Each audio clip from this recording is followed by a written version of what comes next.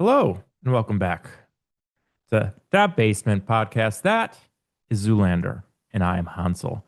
He's so hot right now, Hansel. Blue Steel.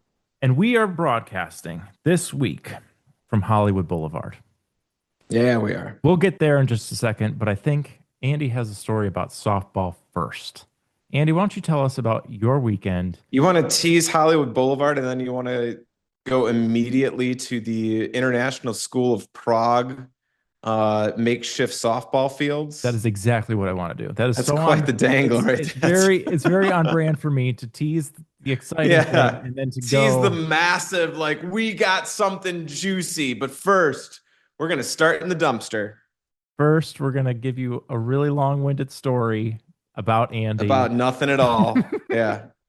and then we'll And get then to we'll get Hollywood to the mean. Boulevard. Go for it. All right. So this past weekend, I participated in the teacher tournament. So I work at the International School of Prague. We are in a group of schools, like a conference. And so other schools around Central and Eastern Europe come together once a year, right before school starts on a Saturday. And we all, as 40 somethings, 50 somethings, think we are 18 years old again and we mash. We play some softball against each other. We have a little old tournament. And so this year we hosted here in Prague. So I was being the boys upper school boys softball coach.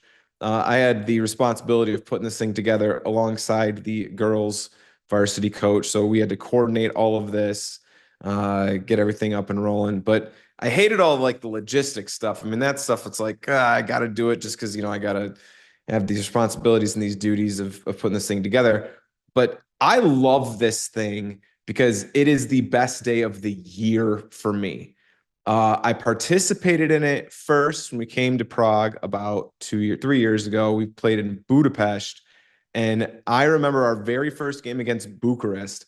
I make an error, and we were the home team. I make an error in the top of the final inning. I think we play 5 innings that gave up the lead. The other team scored 2 runs off of this thing to go up 1 run off of my throwing error at shortstop to the first baseman.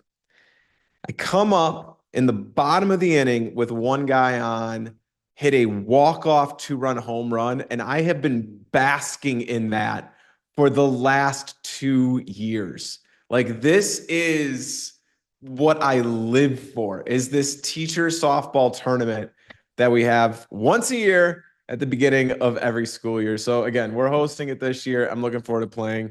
And I'm not going to talk for 30 minutes about this thing, even though I can give you a play-by-play breakdown because I remember everything because I'm that psycho. But needless to say, I did not live up to my own expectations for myself. I did not play to the level that I know that I am capable of. I feel like I let my team down a little bit.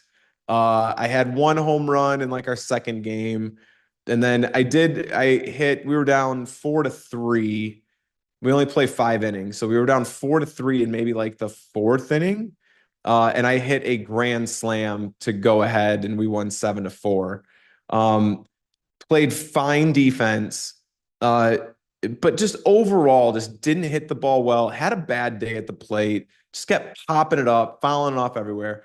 The only thing that I'll hang, and we suck, by the way. We're terrible. We got but I got like I love my team. We're great. It's all my colleagues and everything, but it's all the other schools. I'll quote my buddy on this. Is like all the other schools are bringing players that are like making the YouTube videos for here's how to play softball. Let me put down my beer real quick. Like barrel chested, massive dudes that they're coming in like they're professional softball players.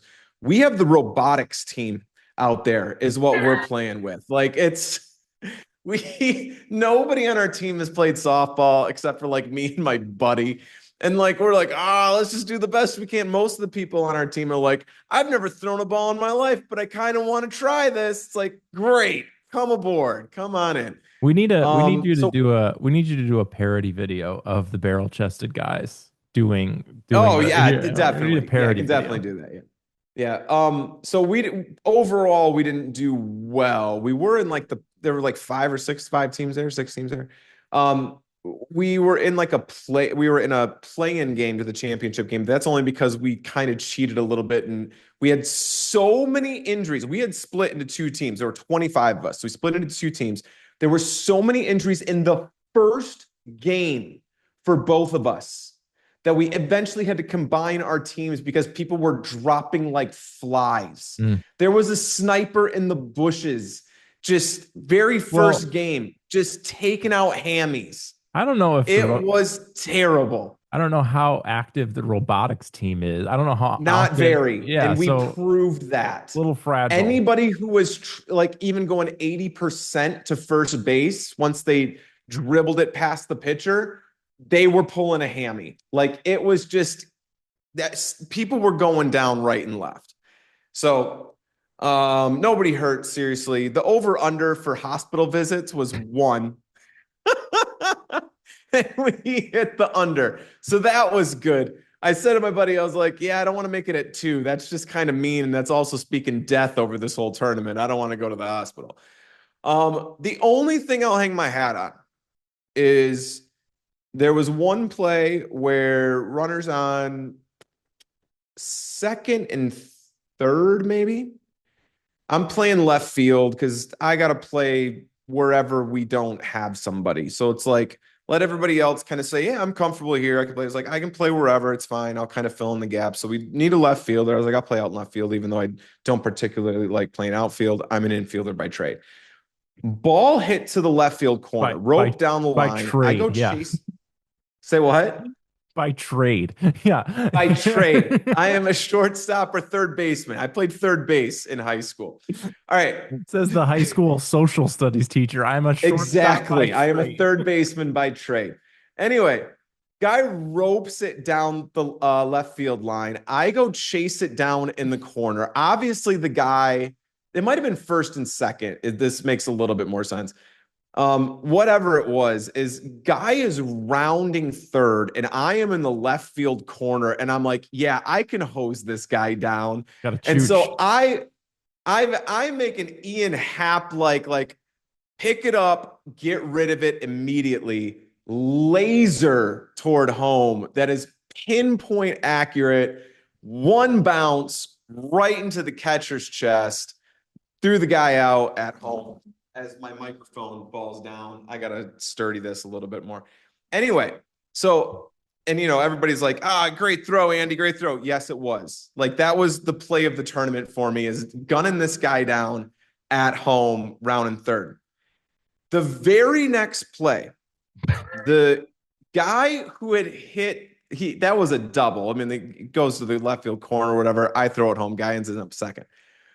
The very next play, there's a single hit in front of me. I get the ball. The guy on second's going into third, starts around, and the third base coach, we take it that seriously. We have first base coaches, third base coaches. The third base coach, I can hear him say, yeah, you got to hold up here. That guy out there has a cannon. And what you're not telling is that it was the guy at first base that you threw out, not the guy at second.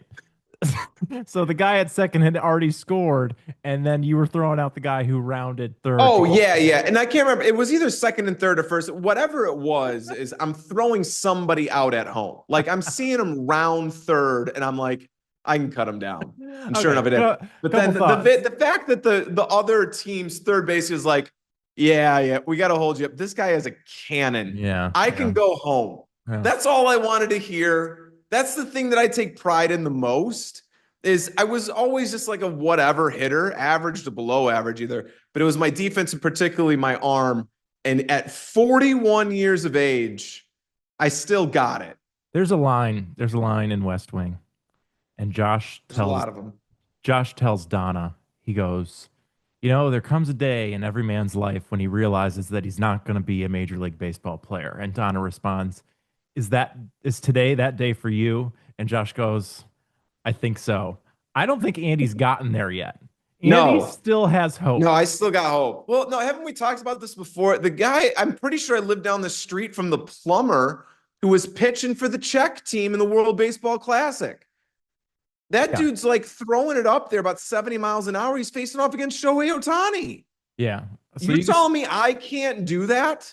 I'm That telling I you, can't make the Czech baseball team? I'm telling you, you can't do that. I'm also going to say this. I have it on good authority that you look in the mirror every night before bed and you retell the Yeah. story of you stealing home that Yes, one Little League game. that Just is to true. pump up yourself to go to bed, like to Yep. feel good about you're ending the day on a good note. And Yeah. we'll eventually, So Stephen Buss we're will gonna have get to. to that, but really that it was a 3 day span. I mean, you caught me in the middle as I stole home to win a citywide tournament.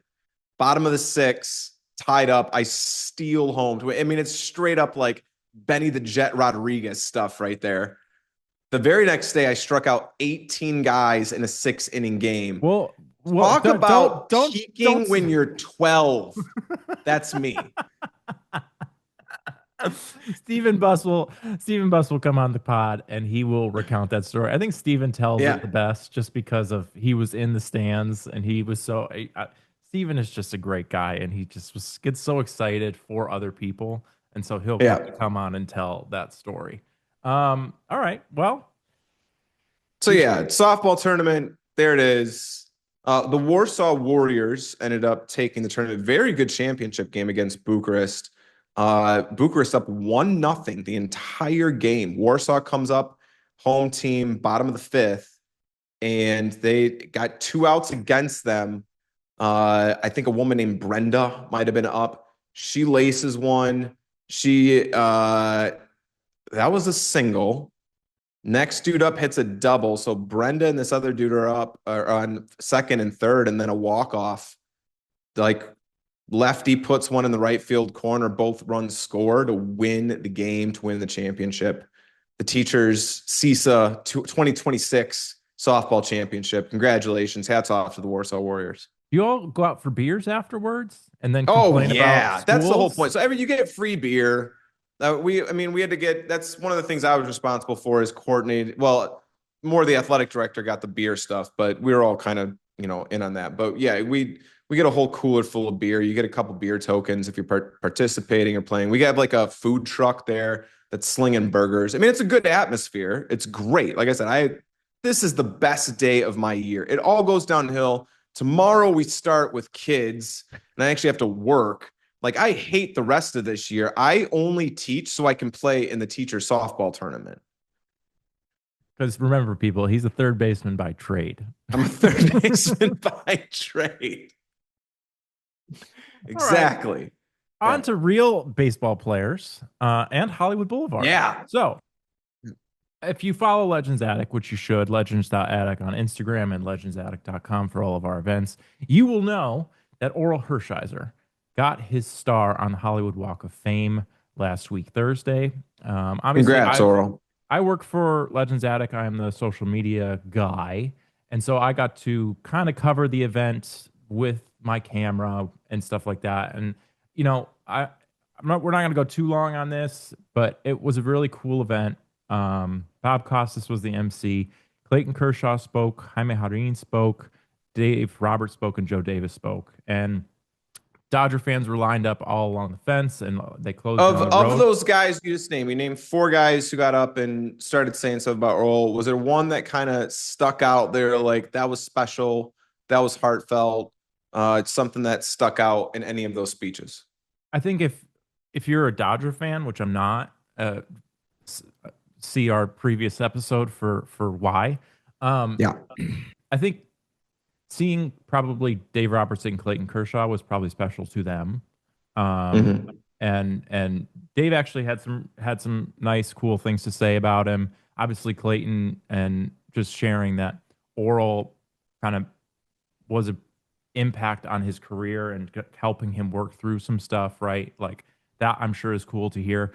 Personally, Yeah. I and I've heard Joe talk before. I like Joe Davis a lot, and just Mhm. that personal relationship and post career Oral and being in the booth, and obviously we love Yeah, it's Boog and JD, and that's but there's a special relationship that gets formed between a play-by-play guy and a color guy, yeah, and I know that Joe for and sure. Joe and Oral hang out outside of the booth, right? Like they're friends, and I think Joe named his second son. His middle name is Orel, so like clearly Hmm. there's a bond there, Yeah, and yeah. despite us calling Joe AI Joe uh, in the booth, he's actually like a He's very pretty good at his job. he's great at his job. And but when you Yeah. when you get him off camera, he's actually really personable and not AI Mhm. at all. So while he presents this like very buttoned up professional and almost robotic, not robotic in the sense of like canned deliveries, but like very just No, and clean, he's not that. Yeah. crisp on the If you're gonna call. make a what we're trying to get is if you're gonna make a broadcaster, like the mold is Joe Davis. Right. Like that's it right there. Yeah. Looks, voice, how he calls the game, it Yep. is Yep. the culmination of thousands He of broadcasting typecast. divorce Yep. in one. Yep. Off camera, he's just really, really a cool guy. And listening to him talk about his relationship with Oral and just about what impact Oral's had on his life outside of the game of baseball, I think is really cool. How Um, long have they that's great, by the way. That's really cool. And how long have they been together? Well, probably since Vin passed away, since Vin Okay. stepped down. I think I Yeah. don't I don't remember. Again, I wasn't following the I Dodgers don't when this remember if happened. Oral got in the booth right after his playing days or how long Oral's been calling games. Oral was in the Texas Rangers front office right after he stopped playing. So he was there. Okay. He was like a pitching coach, and then he was like an associate GM for a little while. And then he worked for ESPN for quite some time. Maybe you remember him. Vaguely, I remember that. He I was in remember the that. ESPN booth for quite some time, and he worked on the Baseball Tonight show for a little bit, and then he got the opportunity to come back and call games for the Dodgers, which obviously you're gonna do that if you get that opportunity, Yeah. especially where they are now. But I think it was just a really cool ceremony. He had a really great speech, and he's just such a. I've worked for a lot of cool people in my time. And not to make this about me because it's not about me, but like I've worked for But some here you interesting. go. Here I go. Yeah. We're I've worked for, talking about Oral getting a star and we're gonna on the turn. Hollywood Walk of Fame, but really this is about Adam. Yeah, as it should be, as it should be. I'm surprised I didn't get a star. Um, I work for a lot Yeah. of I work for a lot of cool people. I've worked for some not cool people in the entertainment industry. Oral's right up there, probably at the top, just in terms of Yeah. how modest he Good guy. is, how caring, how generous. He just takes an interest in everybody who works for him. He'll sit down and talk to you anytime. Like he just is a very, very kind man and in the best way possible. I mean, not that there's a bad way, but like I I cannot stress enough that he genuinely cares. Yeah. Whereas you get other people who they kind of care, but they when it comes down to it, they kind of don't. Like just the text messages I've got from Oral after events, just direct text messages from him to me, and the things that he expresses to me suggest like, oh, you're actually paying attention and you care. Yeah. So, No, that's cool. um, it's an honor to work for him and we're thankful to Legends Attic and Orel Hershiser Chevrolet for sponsoring this podcast. But Oh, um, Chevy. Yeah. yes, beyond that, it's just really cool the environment that him and Eddie have created. It's very familial, and yeah, I think the event was really fitting. I think Bob Costas did a great job, just kind of setting the stage. Good. Um, Yeah. the star is located at 6755, which is significant. Obviously, Oral wore 55 for his career, the number 55, and then 67. Oral holds the record. Hold on, hold on. Oral holds the record for scoreless innings. He in 1988, in his Cy Young year, um, he broke Don Drysdale's record. Don Drysdale was a pitcher for the Dodgers back in the what 50s? Would he have been the 50s? Don't know when Drysdale pitched. No. Don Drysdale set the record at 58 and two-thirds innings, I believe, was the number. And Oral beat the record in 1988 with 59 scoreless. And he finished the 1988 season with that record. So that was his last start in the regular season. He got to 59. That record only accounts for regular season. In his first game in the playoffs that year, he went against the Mets. He threw another additional 8 scoreless. So the total number of innings that he I actually didn't know that. so I did not know that. he actually pitched 67 It's scoreless 67? Okay. consecutively if you include the playoff game against the Mets. So the Okay. 67-55 Hollywood Boulevard is where Orel's star sits, and Nice. obviously that's pretty significant. So overall, Yeah. really cool That's event. cool. We went to Frank and Musso's after Frank and Musso's. For all of those who know about Hollywood and the lore of Hollywood, Frank and Musso's is a very famous, old timey restaurant in the heart of Hollywood. A lot of stars frequented there back in the heyday. Marilyn Monroe had her own table there. It's a very iconic spot. So just an overall really cool and fun event to be a part of and witness. So congrats And to if people Orel. want to kind of watch some of the footage of that event, where do they go?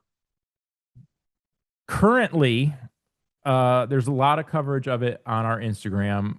I will be cutting some videos over the next few days. Our friend Dan will also be cutting some videos. They will all eventually go up on the Legends Attic YouTube, where you can find this podcast if you're watching already. You can see some coverage of that event and some behind the scenes and just some tributes to Orel as he gets onto the Walk of Fame. So again, Cool. congratulations to Orel. Hats off to you Yeah, on a congrats, Orel. Hats off. well earned honor. Well deserved. Yep. All right. That was the open of the show.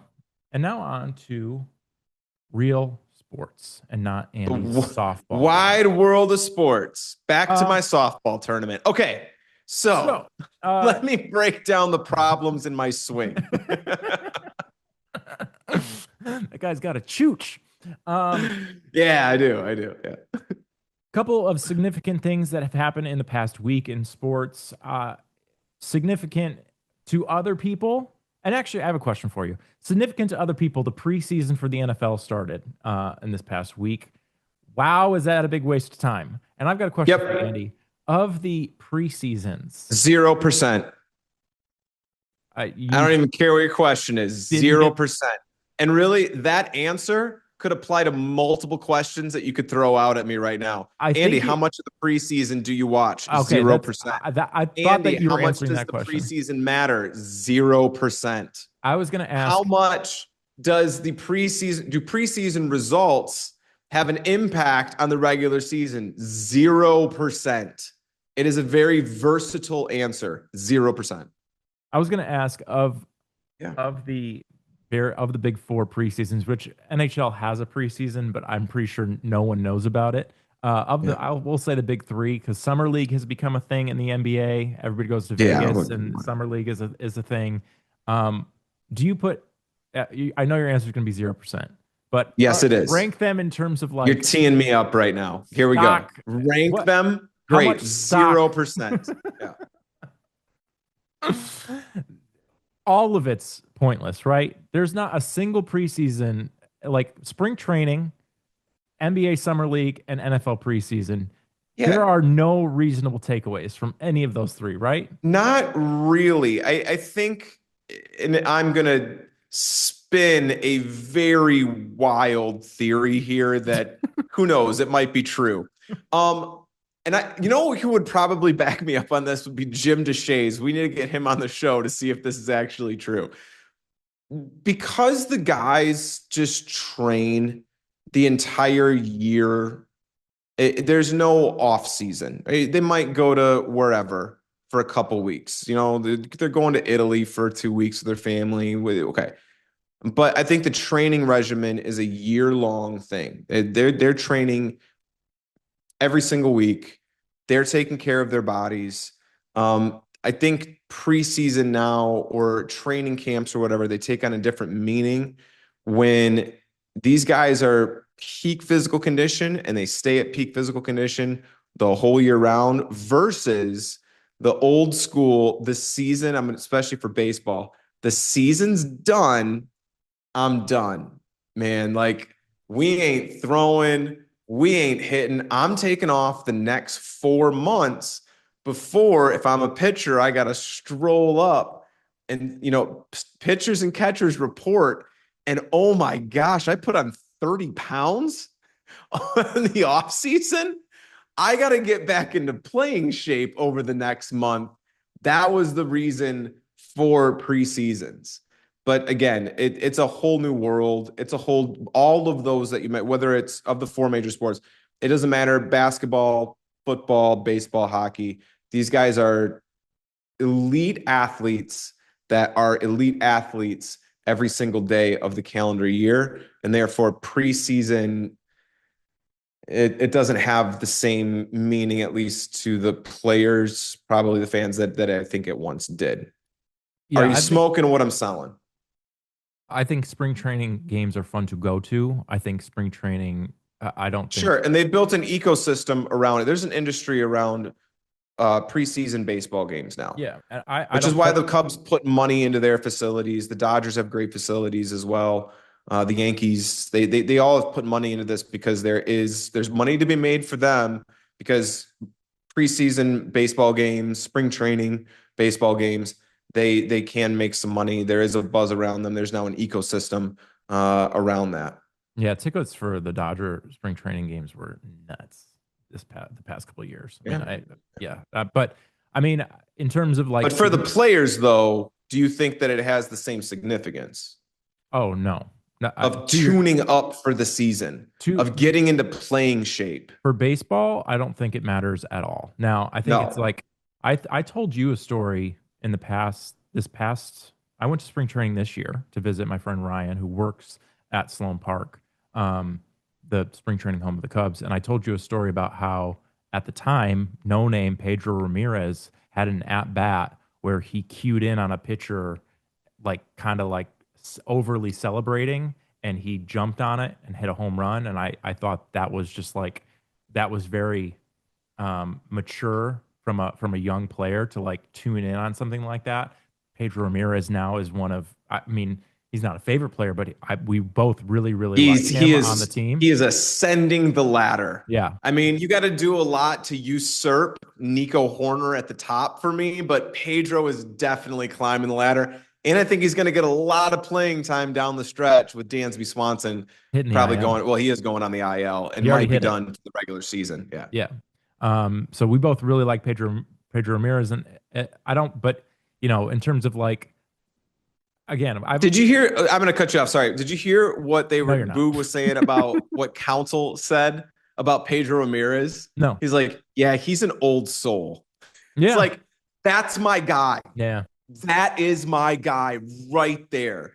The dude loves Greek mythology. He likes like applying. He's like, I want to be Achilles. I want to be a good leader. Like the dude just is a student, not only of the game of baseball, but just of life. And he just has a demeanor about him as like, oh man, I don't even know you. And I'd jump off a cliff for you. Yeah, that they did tell a story about his mom like put him in a Cubs jersey when he was very young, saying you are going to play for the Cubs one day. And Oh, this kind of stuff is this kind of oh, stuff. This is a Taylor that McGregor is special. just This is right there. this is a Magoo McGregor special. I'm sure she fumbled her way through that story when they told it on the broadcast, but there are a lot of things to like about Pedro Ramirez, and so we're glad to see his success. I think in general, though, uh, and I've mentioned this on the podcast before, Andy and I will eventually get around to writing our spring training script, and for the Yeah. most part, it is a parody about spring training, but it is Yeah. what we think spring training really is, which is just like a PR show. How many Yeah. times have we gone into spring training hearing about Brendan Davis? Now, I'm sorry, Brendan Davis Oh didn't yeah. turn out, and you had a lot of injuries, but like, man, it is a hey, let's sell some hope here to our fan bases. That's exactly. We're selling hope. We're Yeah, selling hopes and dreams. That's what we're in the business of doing. Look at this prospect. Oh, 5 tooler. yeah, Yeah, look at this guy. yeah, Yeah. and that's and It's really just we're just parading like we're just parading these guys out front and be like, huh? Look at the well, thighs on that guy. talk about That talk guy's about got a baseball player butt. Look at him. talk about wild theories that might end up being true. And I'm copywriting this. No one can steal this idea from me. When they meet behind the plate to go through lineups at the beginning of spring training games, I'm pretty sure the managers or the representatives of each team are going like, hey, can you groove one to our number 4 hitter? Yeah, He's our yeah. 50th prospect, and we want to make him look good today. In We need exchange, to inflate his yeah, stock. yeah. In So exchange, we'll we groove will one to trade your you. How guy. about this? It's like you give him a 94-mile-an-hour fastball right down the pipe in the fourth inning, and we'll make a pitcher look good. You're like, we'll make that one relief pitch. We'll go down 1, 2, 3 in the eighth for you. Yeah, yeah. That's They're horse trading out there at I home bet you plate. $100 that that's what's happening at the home plate. Absolutely. Is Yeah, Absolutely. let's talk about how to make our prospects look good. So in that sense, I think spring training is pointless, but it is a fun experience. I will say they've done a good job at certain of Yeah. these stadiums. I think in other sports, I mean, the NBA Summer League is really it's it's more of like a gossip thing than anything. I mean, Well, we've already talked about the NBA is now just a media empire. yeah. It's not really about the game. And so they're going to, again, that one isn't so much selling hopes and dreams as it is kind of selling like the gossip and rumors and Well, drama, and only which is what basic the NBA is. only basically rookies and G League guys play. I mean, Yeah. it's only guys who are in their sophomore year, rookie year, or in the G League. So there's no real significance to that in terms. I mean, everybody's freaking about the Bulls pick this year. Caleb Wilson really played well in the summer league, but I kind of just look at it and go, yeah, but it's summer league. He's playing against G Leaguers, so it's not significant. I think the NFL games are not significant to me, but the camp I think has significance. Like, I think football players do take a little bit of a break just because it is such a physical game. It's right. I Yeah. think they stay in I good can get on shape. board with that. I Yeah. think they stay in good shape, but I think in terms of ramping up, I mean, this has been a talking point about the NFL for a while now of just like why does everybody seem so sloppy in the first couple games of the regular season? People point to like, oh well, it's because nobody plays in the preseason. I think there is such an injury risk in football. I think camps are important for players to get Yeah. the onto kind of the program, as they say. So that's where if there is some significance or what, like if you asked me to rank them and I said 0%. But if you are asking me to rank them as far as significance on the season, the only reason that I would say the NFL is because of one reason only is the injury risk to these guys. And that's why I don't have the numbers in front of me. I have crunched nothing whatsoever. I would imagine, though, over the past 20 years, you have seen the starters sit way more in preseason NFL games because they have seen way too many starters go out with injury. And so I think it's the injury factor alone that is significant in the preseason for the NFL that makes it probably the most significant preseason. Yeah, I mean, I'm sure if we got Uncle Dave on here, he'd probably be like, "No way that the NFL preseason is so important." Do you think that the Bears would have been this good if last year they didn't have a preseason? Ben Johnson needed to get in there and set the culture. He needed that time with Caleb Yeah. to make him into the Yep. Iceman. Like if we had Uncle Dave on here, he would be The rhapsodic about preseason's actually more important than the season than the actual itself. season. Right? It's we got to get Hard Knocks on that. uh, all right, so yeah, preseason for the NFL started. NFL is right around the corner. Um, The only other kind of big thing to me, and Andy, you can tell me if you had any other significant storylines, is the Lakers sold again. If you remember or were paying attention to the NBA, actually, there's two NBA stories. Actually, one came across my phone not too long ago. Um, No evidence against Balmer, which we had correct. touched on in a previous pod. Yeah. Yeah. So just a quick note on the aspiration scandal with Kawhi. The NBA released a statement saying they didn't find anything wrong with Steve Ballmer. That doesn't necessarily mean this is over. It might clear the Clippers from any wrongdoing. It may not even do that. It may just clear Steve Ballmer. I haven't read the full statement, but there could be some more. I mean, Kawhi and his uncle Dennis have been in the news. There could be still some punishment coming to Kawhi specifically, but we'll continue to track that story. Steve Ballmer got cleared. The Yeah, bigger like, NBA, you're talking like we're reporters. yeah, I We am. are we will stay on that story. We will update this on the minute. I'm reporting to our audience of one, what other Yeah. people are reporting to me. So Joey, technically you we can just are. go to The Athletic or ESPN if you want updates on this But story. don't I got to go to don't work tomorrow. you're I don't know what listening. Adam's talking about, is You're we will list update you on this story. you are listening because you Last want time we're going to talk about Steve Ballmer on this thing. you are listening to this podcast presumably because you want to hear this stuff from us and not because you want to go Yeah. click the Athletic. If 4 days after the story breaks, too. Yeah. Well, oh, well, that's fine. That's fine. It's still fresh. In bigger NBA news, Yeah. reporter Adam coming to you. Uh, Yeah. the Los Angeles You're a Lakers got veritable Brian Windhorse, by the yeah, way. yeah. Yeah. The Los Angeles Lakers got sold again. So about a year ago, actually, Mark Walter of the Guggenheim Partners, owner of the Dodgers, bought uh bought the Los Angeles Lakers from the Buss family. The report was like $10 billion. He actually Yeah. ended up only buying 78%. So it's like $7.5 billion sort of thing. Doesn't really matter. And we're going to get a ton of facts wrong. Our reporting is very, very shoddy. As Andy mentioned Yeah. in the, This this is about this is 40% this is accurate, if that. marquee. We are 80% accurate. We're not even there. We're not even there. But Mark Walter bought the Los Angeles Lakers last year. He then flipped it to Bob Iger and Jared Kushner's brother. I forgot his name. Um, Josh. Josh Kushner for $12.5 billion, I think is the figure. Yeah. Um, That's a again, pretty good return right there. 25% over a year. Yeah. I don't, okay. I'm going to disagree. And again, we know nothing and we're so out of our depth here.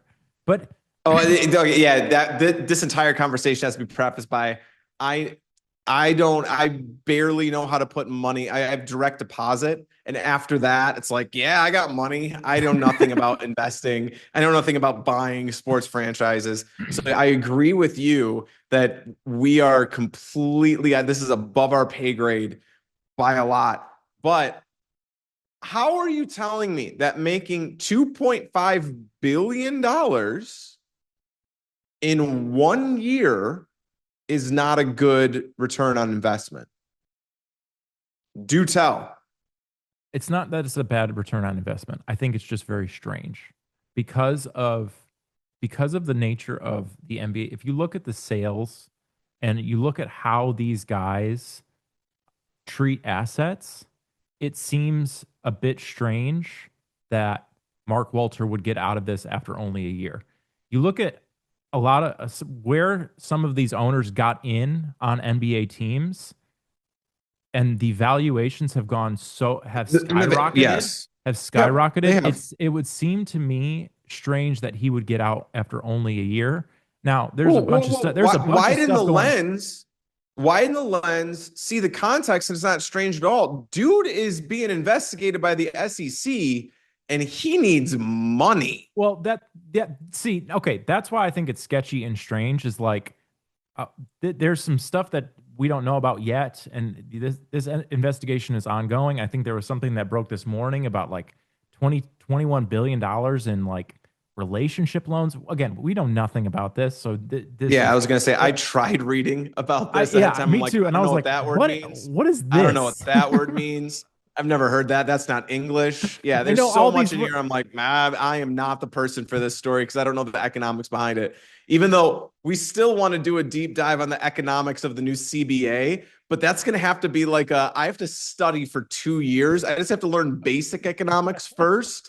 And then after like years after the CBA has been completed, like finally we can have a podcast that Yeah. goes over what's in this thing because I finally understand it.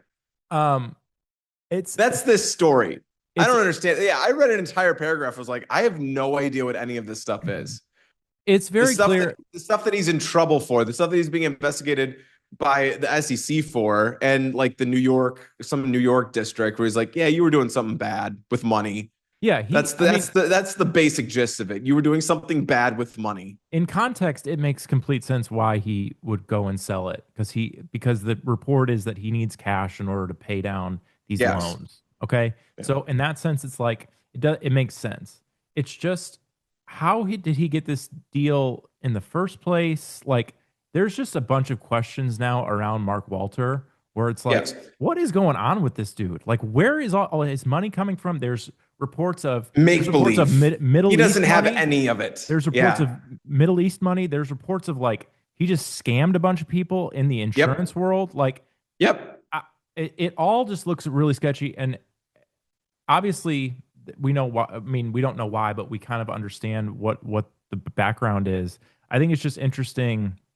Like 25% return for these guys is not a lot, in my opinion. Like for the way that these businessmen treat assets, it seems like they generally hold on to these things for longer. And again, the valuations have been Yeah. going crazy. Like Through the roof. going back like 10 years, there was a team sold for like $800 million, and now it's worth Yes. $5 billion. So in Then terms of like, you're getting hundreds% return on things as opposed to just a 25% return. Obviously, Mark Walter maybe. but in the time frame, yes, I mean the valuations have gone through the roof over the past 20 years, but in a 1 year, just in a 1 year time span, you're making $2.5 billion. That is a lot.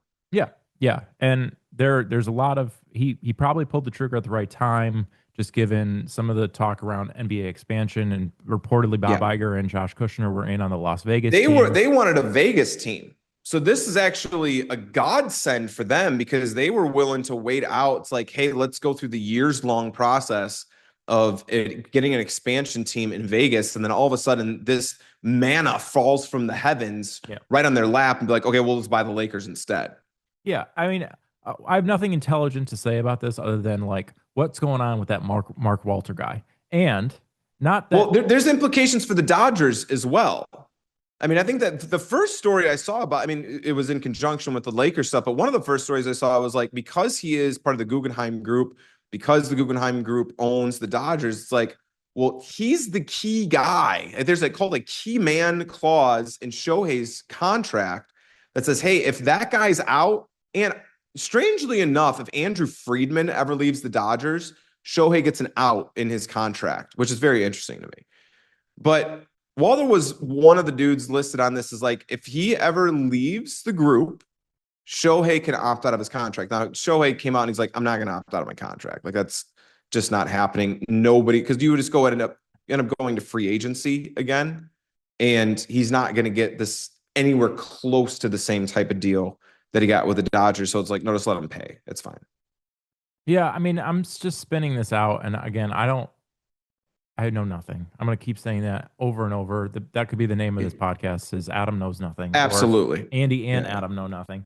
But Yeah. it just, the implications on the Dodgers, there was a report that came out that said Mark Walter is not going to sell his stake in the Dodgers or anything like that. But you can just start, this seems to be just the beginning of some of the reporting on this thing.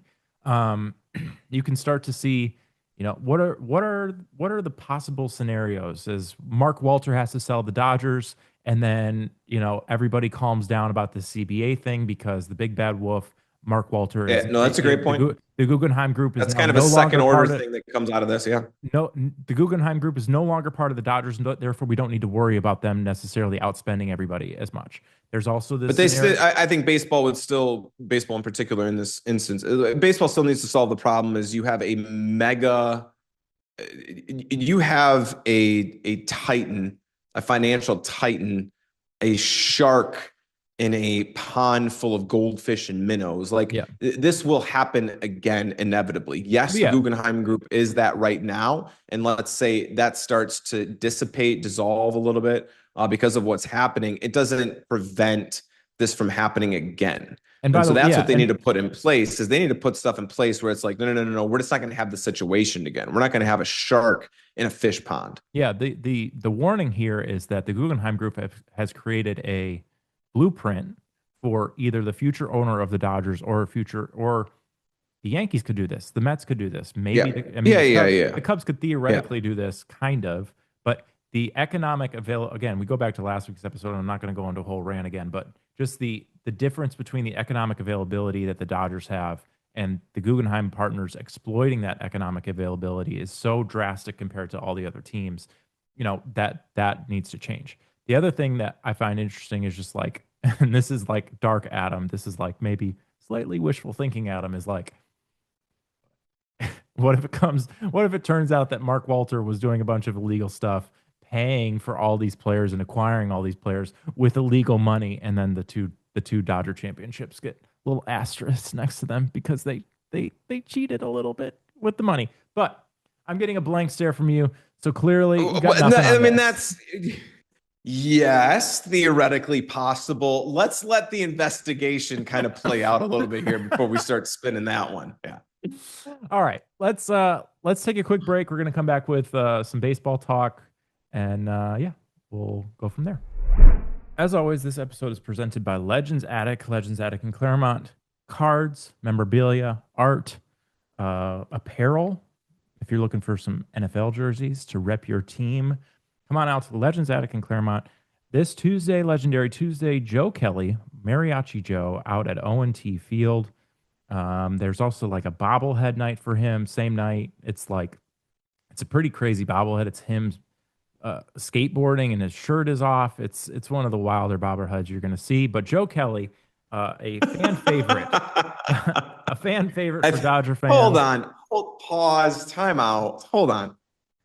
Do not Is say there any. any Do way? not say anything Can you bad get about this Joe Kelly, bobblehead? huh? Can you get this bobblehead? Yeah, probably. We need to start once we like actually get a studio or we get like a setup and like I think we need to start collecting some things, having something. I want that bobblehead like in our setup. All right. We need a shirtless Joe Kelly on a skateboard bobblehead in the Generally, pod. generally, Eddie likes to hoard these things, and we end up reselling them at Legends Attic in case you miss any of these bobblehead opportunities. So Joe Kelly, if you miss it, we're gonna have some on sale at the shop. Orel Hershiser had a bobblehead a couple weeks ago where he was in his famous 1988 sweater that he wore, and that was a cool bobblehead as well. We need that one Yeah, too. I can try to figure out and dig in some stuff and see if we can secure some for our set. But Okay, yeah, there perfect. Joe Kelly on Tuesday for Legendary Tuesday, and then Thursday, Dalton Rushing in shop in Claremont signing event. Orel Hershiser will be signing there as well. He's going to do a special inscription for his star for a certain number of things. Those tickets are on sale at legendsaddict.com right now. If you want to come out, two big events this week, and then in the future, Mike Sosha on September 1st. So keep track of everything that we're doing. Again, lots of content coming up on the YouTube page and at legends.attic on Instagram. Make sure to follow or subscribe. This episode is also presented by Orel Hershiser Chevrolet. Oh, Chevy. Orel Hershiser Chevrolet in Chino at the corner of Riverside and Central. Make sure to go to O Chevy to start your next search for your next vehicle. I drive an Equinox and I love it. It's an EV and I've never had an EV before. And I was driving like a 2020 Toyota Corolla, and nothing against Toyota. It was a really good car. It served me very well for quite a few years. But the But you're Toyota saying the Corolla, Equinox is quite the upgrade, yeah? compared to the Equinox, quite the upgrade. It feels like I'm driving a space shuttle, and it feels pretty good. Not gonna lie, it's very quiet, and it's got some get up. It's got all the things I need. So, Orel Hershiser Chevrolet in Chino, ochevy.com. O is for Orel, H is for Hershiser, Chevy is for Chevrolet. Make sure to start there. Thank you For for your spelling that out for us, literally. No Yeah. problem. I will always do that because some people just put O as an O Chevy and they miss Yeah. the H. So I just Got want to make it. sure everybody understands the acronym.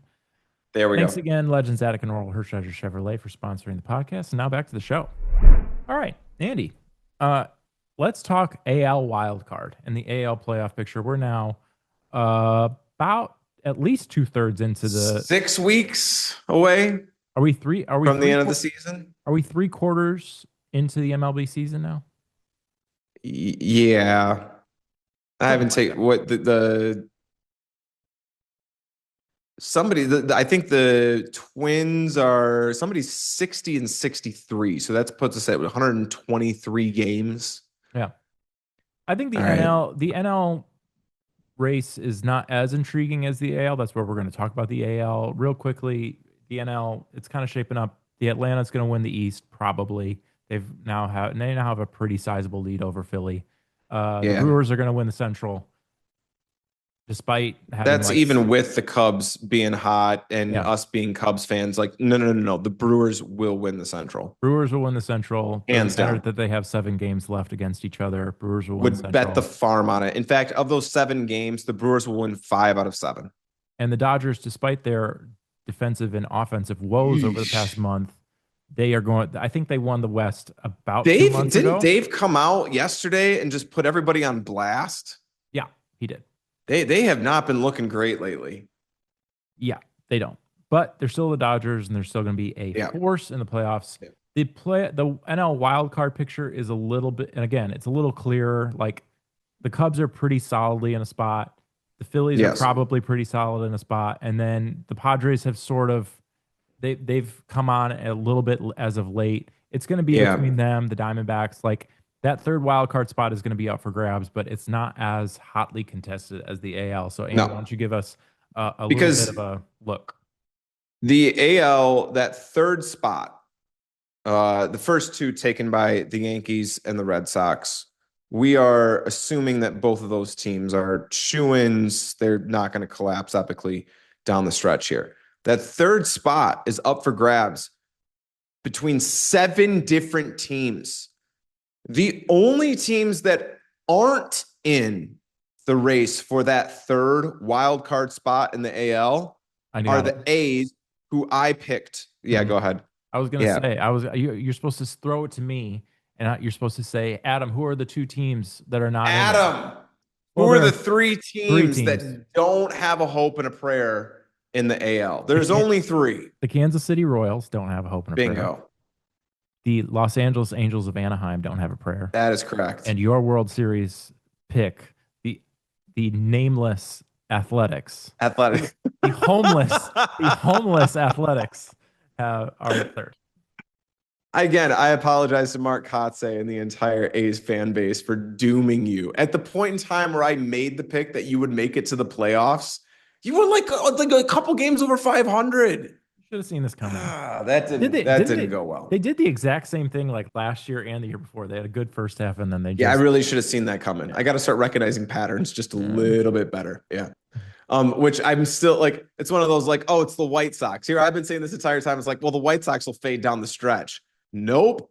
Really, what we're learning here is whatever I say, the exact opposite will happen. And so if I say your team is going to do great this year, they are going to the playoffs, they are a contender for a championship, it means you are going to be sellers at the trade deadline. You are going to fail miserably. Your season is doomed.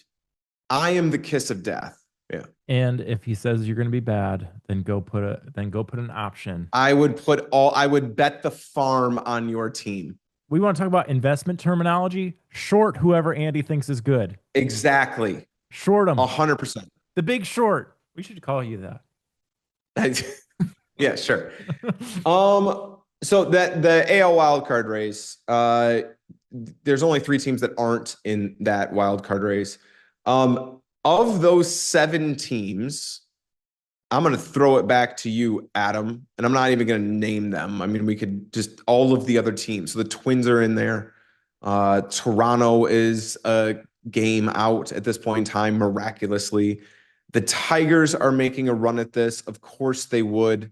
They followed the exact same template they did a couple of years ago where they sold off at the deadline Jack Flaherty to the Dodgers, and then they went on that ridiculous run. They're trying to do the exact same thing with Tarek Skubal and Casey Mize this year.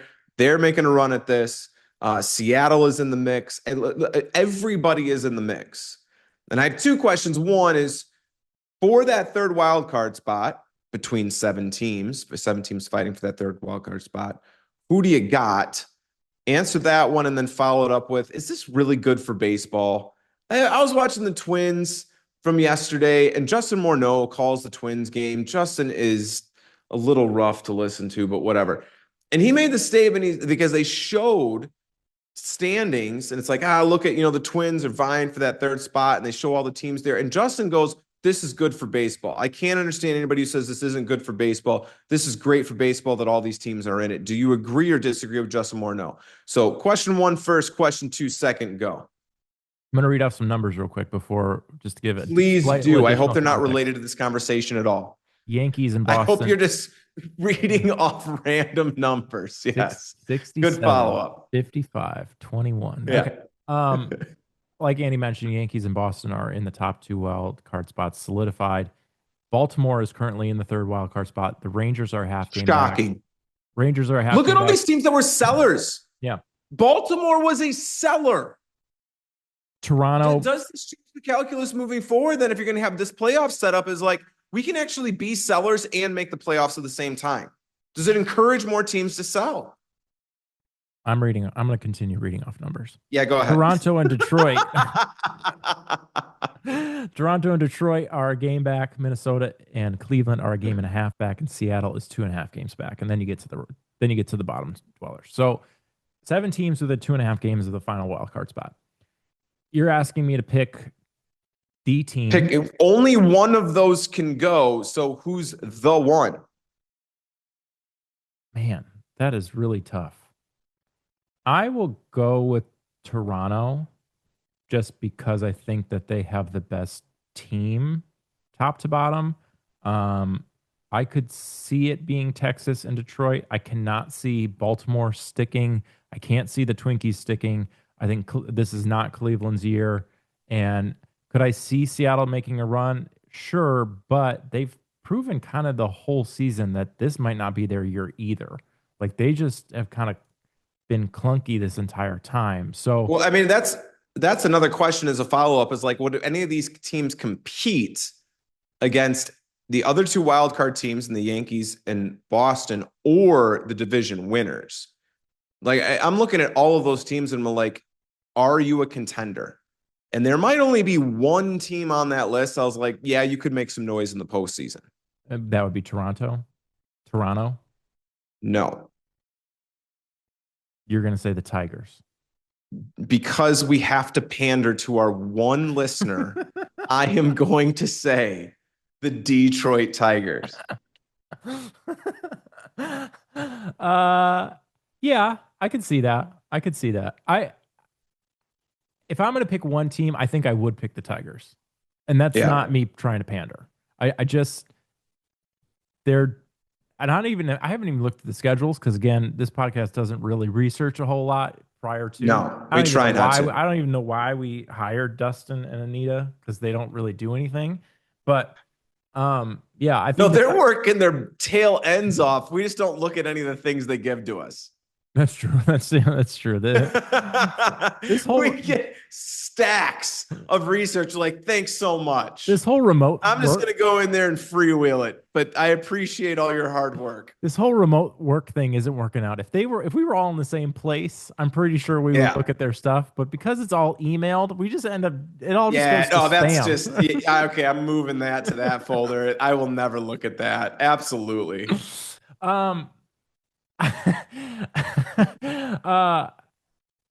There is a question that kind of I do want to bring up. You were talking about you haven't looked at the schedules. I'm going to fill in a blank here for you, and then you can get back on track. I believe I saw that Baltimore has the hardest schedule by opponent win percentage the remainder of the year, so they're out. I'm not saying they're not going to beat a whole bunch of teams that are over 500. Yeah, I mean Toronto has been. It's 7-3 in their last 10. There's always that conversation. I actually have a little bit of that concern with the Cubs. Even is like, are you peaking too soon? Cubs have been really good over the last month or so. They've had a very up and down year the entire year, but the last month or so they've been pretty good. Offense is clicking, and I just wonder if they might be peaking too soon. Which is always, I don't even know. Probably Jim DeShays wouldn't even think that that's a thing. I don't know if I think it's a thing, but just looking at the standings, I'm going. Detroit had a couple bad losses against the White Sox this past weekend. They could have really tightened that race, but they actually dropped all 3. I still think Detroit has the talent to make the Yeah, playoffs. I agree. Do you have an answer before I move on to the second question? I said the Tigers. Oh yeah, you did. You know what I Who's mean? taken the third spot? It's the Tiger. I mean, the other one, I mean, Toronto makes sense just because of the experience. The thing is, I think they got rid of Jeff Hoffman in their bullpen. Um, who else they got rid of? I mean, they hung on to Kevin Gossman. Um, they hung on to Louis Varland, which was an absolute must if you're going to make any sort of noise or try to make a push to this. He's the best closer in the game right now, is Louis. Um, so they still have a few pieces there. Their offense proved that they can hit last postseason. Again, there's the experience there with last season, but this team doesn't have the magic pixie dust kind of floating around it that last year's team did. And so that's where I'm just like, man. I mean, we just saw the Cubs just played them, and they were just very like, okay, whatever. It's a baseball team. Yeah, I mean, you look at Oh, the they got rid of Dalton Varsho as well. There yeah, were a couple. They shipped off a few guys, so I don't think they were even trying to make. They weren't trying to make a push. Really, it's more of like if we back into the playoffs this year, that's great. But this is not. This isn't the same as last year. yeah. You, Um, you just look at constructs of teams. I mean, the Texas Rangers pitching staff, if they got in, they could be dangerous, right? Evaldi yeah, with between Degrom and Evaldi, Evaldi. Gore, and Yeah, yeah, and Mackenzie Gore as well. Yes, for sure. so you kind of look No, at that and go, could you? But again, it's but then just it's like, why aren't they better? right, It's right. like, That's yes, you have good pitching. Why aren't you better? right. Speaking of, side note, in our recounting of the 19 pitchers the Cubs have, we forgot Edward Cabrera in our calculations. They actually have like 9 or 10 starting pitchers. Yeah. Yeah. But that But was just they are starting to do what I thought they would do. I think I said this before is they're just going to do this starter pitches the first 4 or 5 innings of the game, the next starter pitches the rest of the game. Because they've been doing this with Edward Cabrera. Colin Ray came in and took over for him, thankfully, because Cabrera got shelled. Um, and then they also did it with, was it Gossman was only pitching 4 or 5 innings, and then Javi Assad came in and finished out the back end of the game. So I think that's the Cubs strategy. It's not we're going to have a frontline starter that's going to go 8 innings in a playoff game. It's we're going to piecemeal this together. It's a patchwork pitching staff is what we got, where it's like that guy's going to throw 3 innings, then that guy's going to throw four, and then we'll bring in some back end bullpen guys. yeah. I mean, let's do Cubs corner real quick. Uh, Gossman looked good in his first start. He got beat up in his second start. Shellacked. Clay Holmes got a little bit beat up in his first start and then looked really good in Looked his good the second second time. start. So Yep, it's looked gonna good. be there's gonna be an evolution here, and I think both Andy and I think Well, no, sure, there's going to be an evolution, but I think it's just that is exactly what you're going to get. right. Is But I'm you're going saying to it get could the every other start out of Gossman is going to be a clunker. Every right. other start out of Clay Holmes is like, ugh, you went five, gave up four. Like it's just going to be this is what you're getting.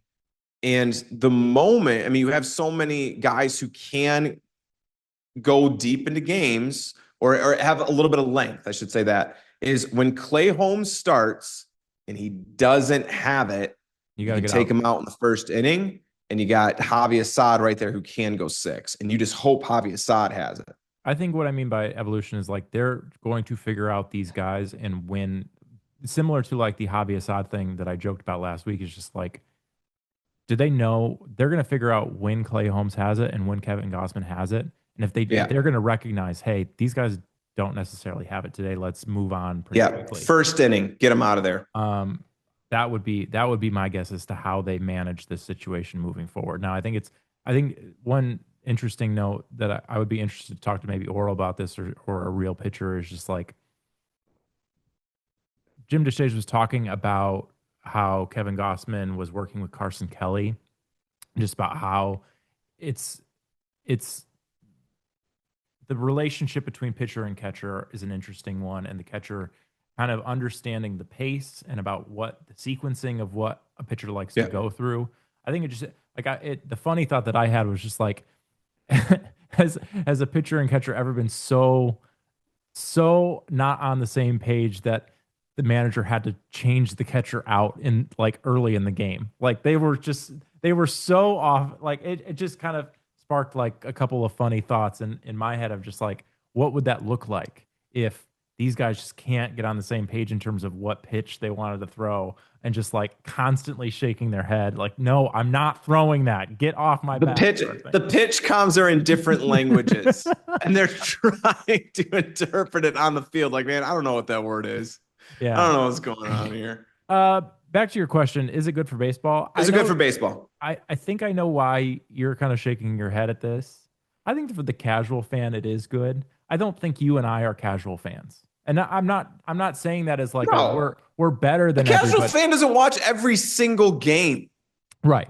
And that's where it's like for you and me, I think we look at some of these teams and shake our head and scoff at like, why are you Twins? Why are you buying? You are obviously Yeah, sellers. Like I watch a lot of the Twins, and that is exactly what I'm doing. Is I'm going, ugh, why are there you trying? there's like you and I think look at baseball teams and go like be more objective with where you are as a baseball Yeah, team. I think for the casual fan though, again, we go back to selling hope. I think people are buying it. I think people are yeah, like, "Hey, we got a shot.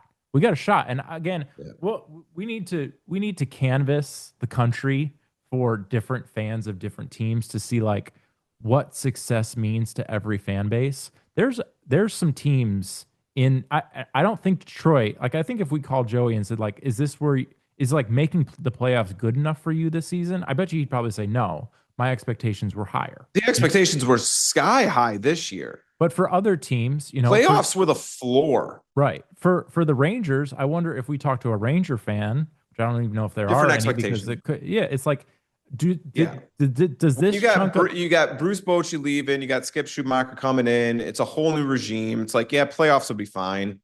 I'm sure Seattle fans are really disappointed. I bet you Guardians fans are like, Yes. I bet you Guardians fans are probably like, what's going Seattle, on? Guardians, Toronto, these are all fan bases that are like, no, we expected a lot more this year. But at the same time, I think the casual fan of those teams, while they might be disappointed about where they are in the standings, they're probably still going like, yeah, but if we get in, I'm we got a still in. chance. We got a Yep. chance. So Yeah. in a sense, like, is it good for baseball as a whole? I'd probably say yes. But is it good for you and me? We probably get frustrated. No, because I'm sick of watching. No, yes, it obviously is. Who are we talking about here? And I'm totally buying your answers. For the casual fan, this is great. We're hovering around 500, and we got a shot at the Well, they playoffs up don't. until the very last game. It's The very last week, I'm in. they're not mentioning the record. It's not about records because some of these records are really not good. Bad. They're under 500. Right. They're under 500. Nobody's looking at the records. They're just saying No, it's a we're only I am half a game out correct. of that third wild card spot. That's what Correct. that's the story. Yeah. And And that's so right. And so again, for the casual fan, sure, this is fine. There's a little added excitement. You're invested in it because there is meaning. There is meaning now in your season when you're only half a game out of the wild card race. You're right. For us, again, just psychopaths, I am watching a lot of mediocre baseball teams right now. The Twins, again, because of my wife, we watch every Twins game, and I'm kind of going, you're okay. Like you're an okay baseball team. you're looking at them going, I Um, could play left field for them. I got Chooch. it's exactly what I'm thinking. I couldn't hit anything, but yeah, I could throw somebody out at the plate. So yeah, I'm looking at the Twins. I'm going, yeah, you're just a very mediocre baseball team. Like I just mentioned, the Cubs just played Toronto a couple weeks back now, and it's just like, okay, whatever. Yeah. You're not that great. There's just too many teams that are just mediocre, and I want to see. We're going to talk about this a ton in this podcast over the next 15 years. That's the timetable we got on this thing. But anyway, I want to see greatness. Yeah. Like be good. Yeah. Aim for greatness. And I think way too many teams are just saying, hey, we're good enough to keep you interested, make a little bit money off our fan base. Like, I'm sick and tired of that. Either be good, either it's crap or get off the pot. Martin Luther once said, "Sin boldly. If Yep. you're gonna sin, sin boldly. Like, do that. Yeah. Like, come on. Like, go hard." Yeah, I think for you and I, it's we don't like teams who go through like identity crises. Like we feel the Cubs went through that a little bit early in the season. They've kind of rounded into form now, and they're actually an enjoyable team to watch for the most part. Game to game, even if they lose, it doesn't matter. They're still an enjoyable And team to watch because they they're got torched by the Redbirds this past weekend. they're fairly They consistent. And I think that's my frustration watching some other teams is just like day to day, week to week, you don't you don't really know what you're getting from Yeah. these teams. You And get well, that's you're getting mediocrity. It's like, you're gonna win a couple games here. You're yeah. gonna look bad in a couple games here. And Well, it's definitely inconsistent in hitting. I would say that the biggest factor is pitching. yeah, Is inconsistency in pitching is what's going to make you a mediocre baseball team. yeah. All right. Well, that transitioned us to our final segment, our short final segment. I was watching the Cubs versus the Nats last week, and basically all four of these scenarios happened. And I just want to know ranking. We're going to do a lot of ranking in this show, but most annoying things or 0%. most frustrating things to watch in baseball. Because again, I think all these four things happened in the course of a 3 game set. So I'm going to list the four things, and you're going to tell me what's most annoying or frustrating to you in watching baseball. One, bullpen comes in and gets shelled after a good start.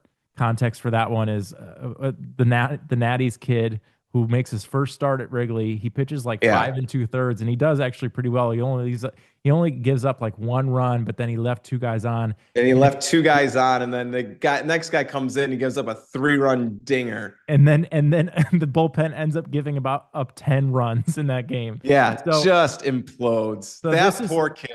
This is the scenario where it doesn't have to necessarily be a starter starting for the first time, but any starter comes in, does really Yeah. well, pitches really well. Yeah, you're shutting him at 5, 6 innings, shut him down baseball, and you hand over the keys to the bullpen, and they just drive that thing into the ground. They They just, just drive it off a cliff, is what they do.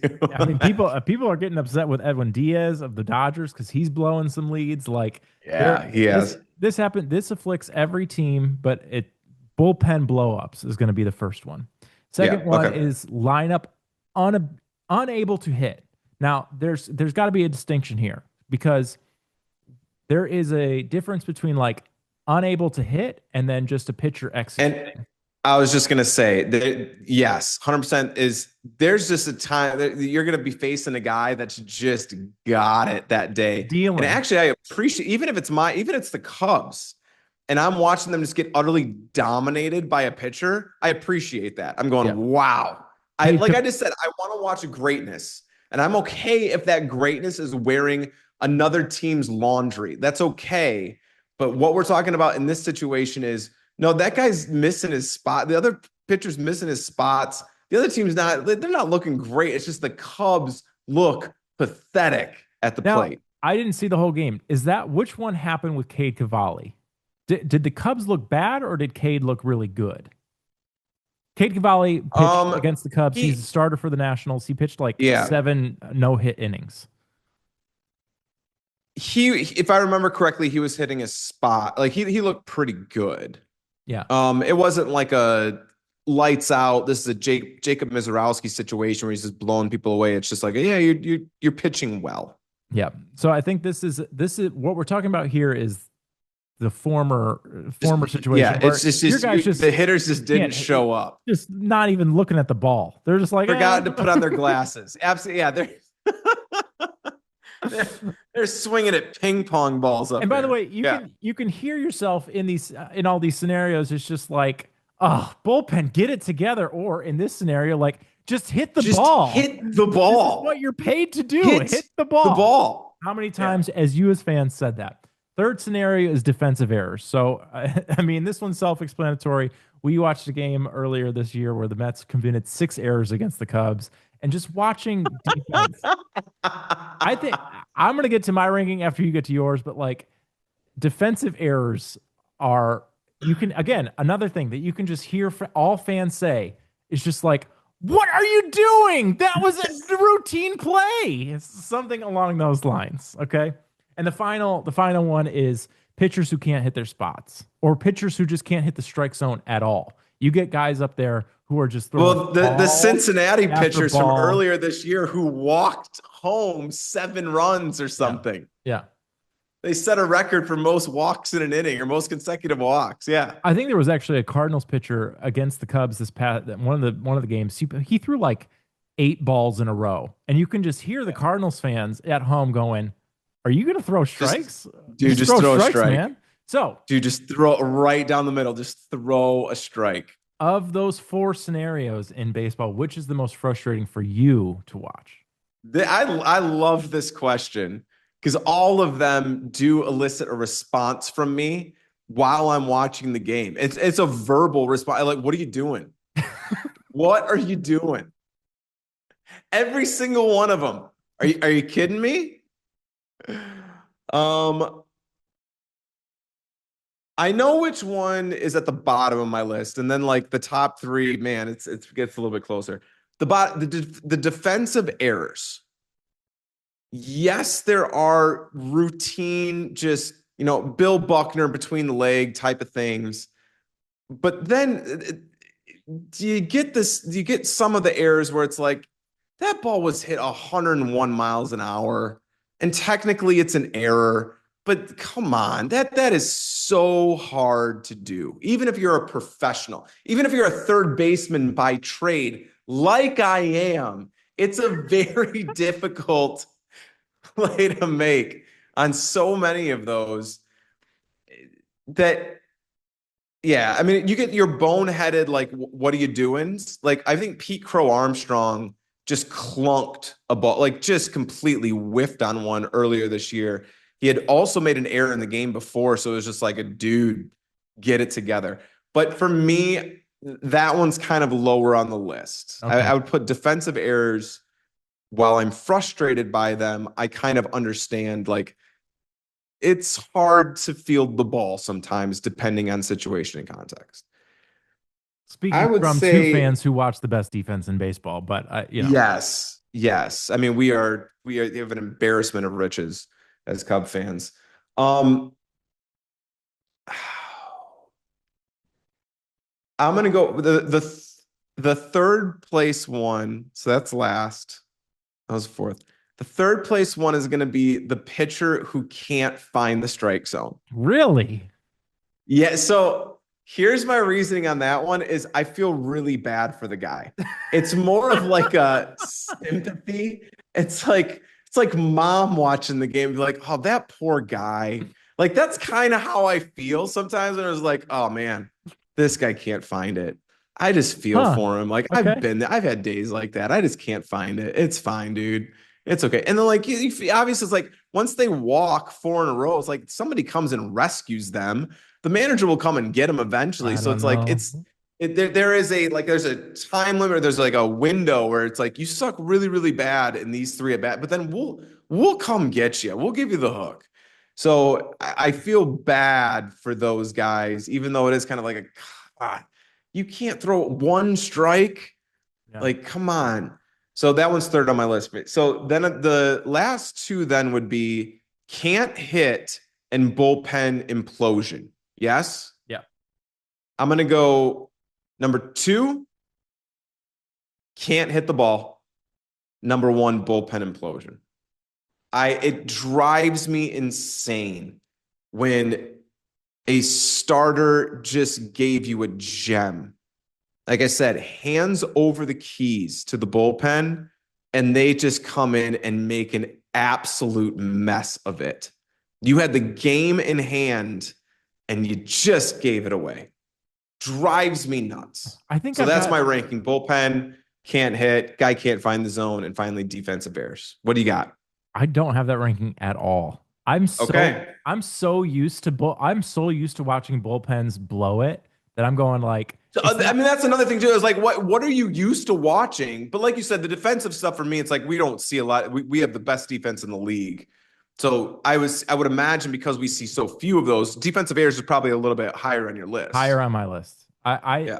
like watching that Mets game back. I was just like, I was laughing because it's the Mets, and we were. I mean, the Cubs were obviously playing them and Yes. benefiting from these errors. Hilarious. But I can just hear Mets fans going like, "What is going on? What is going on?" Like I can see them just shaking the TV, going like, "What Yeah. is happening right now?" And Yeah.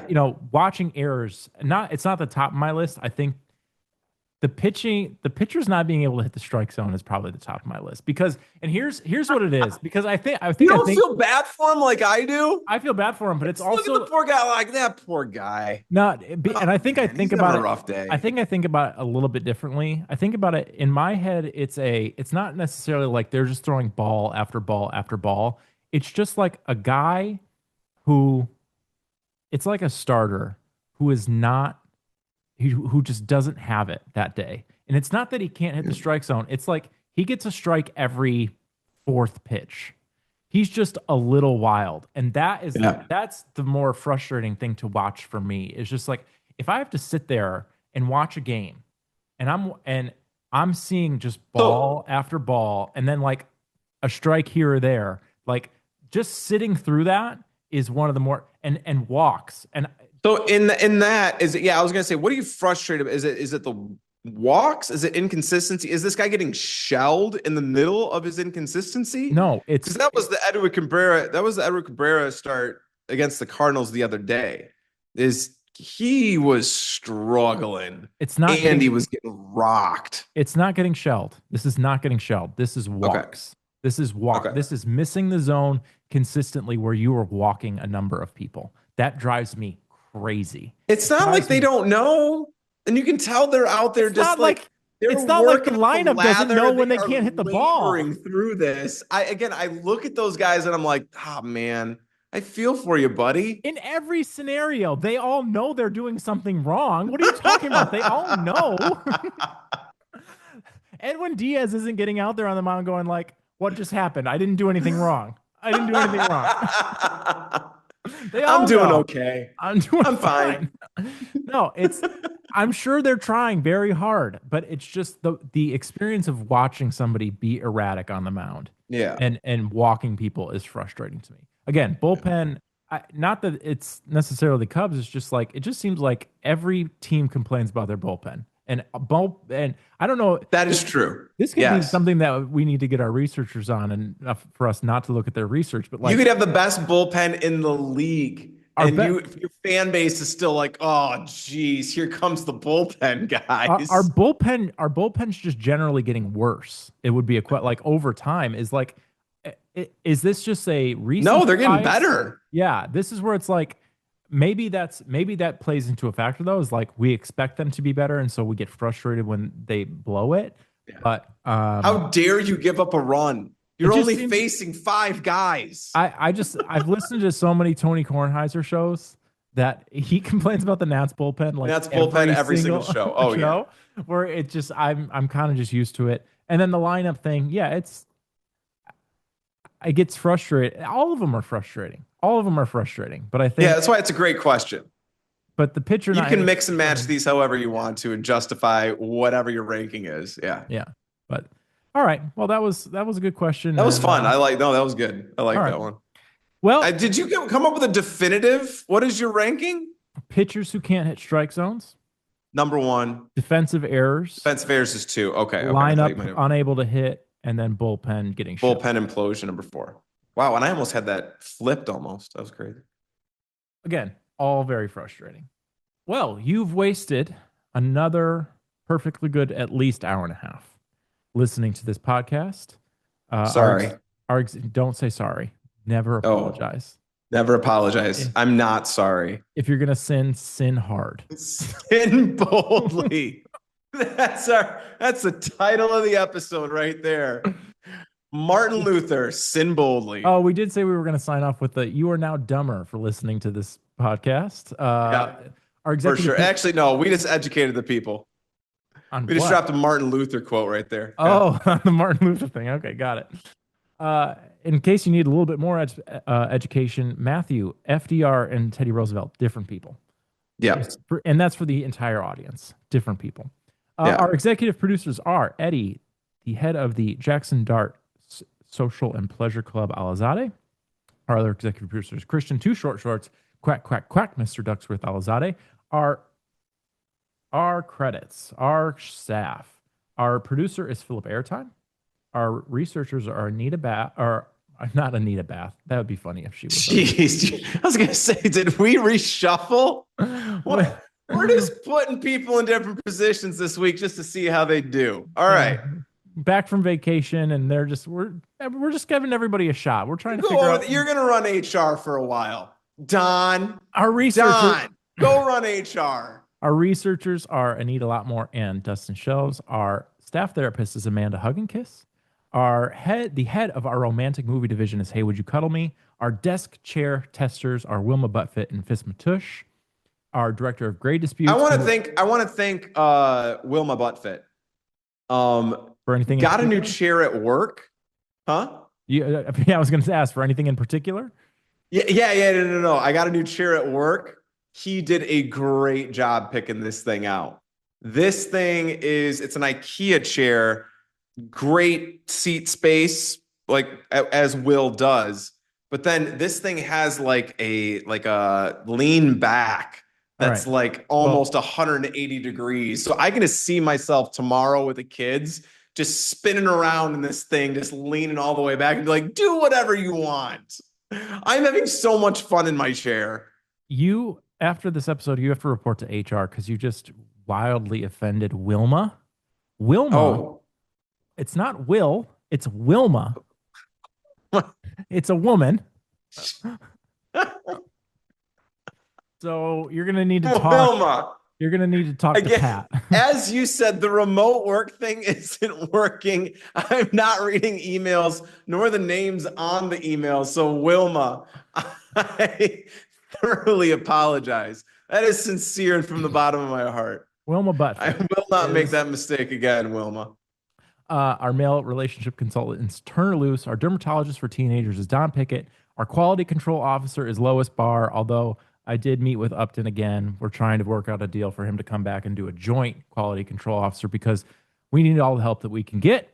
Yeah. Our human resources manager is Pat Matukis, and new hire, and there's a reason for it. Our secretary of transportation is Harrison Bader. And I'll tell you what, right around the time now is right around the time we're coming up to midterms, I believe. Not that I follow politics all that much, but we're coming up to midterms. And right now is about the time that people start to look towards 2028 and the presidential election. I'm Yeah. telling the audience right now, Andy and I will be throwing our head in the ring. And so Absolutely. now is the time to start assembling our cabinet. So over the next few weeks, we are going to start assembling a cabinet. And our first hire is our Secretary of Transportation, 100% is Harrison Bader. Harrison Bader. Welcome Harrison to the cabinet, and we look He forward. is going to pass his Senate confirmation with flying colors. We are looking As he forward. scoots down the center aisle and crashes it into the podium. Yeah. We're looking forward to campaigning with you and doing some. Not really, but yeah, sure. Yeah. Lois is. Thank you, Click and Clack. Thank you, Bart Simpson. Thank you, Teddy Roosevelt, for all the inspiration. Thank you, Legends Attic and Orel Hershiser Chevrolet, again, for sponsoring this podcast. We will be back next week. Maybe. If we didn't get canceled last week, we're not going to get canceled this week. Although we did say some things about Mark Walter. We'll be fine. All right. See you next week.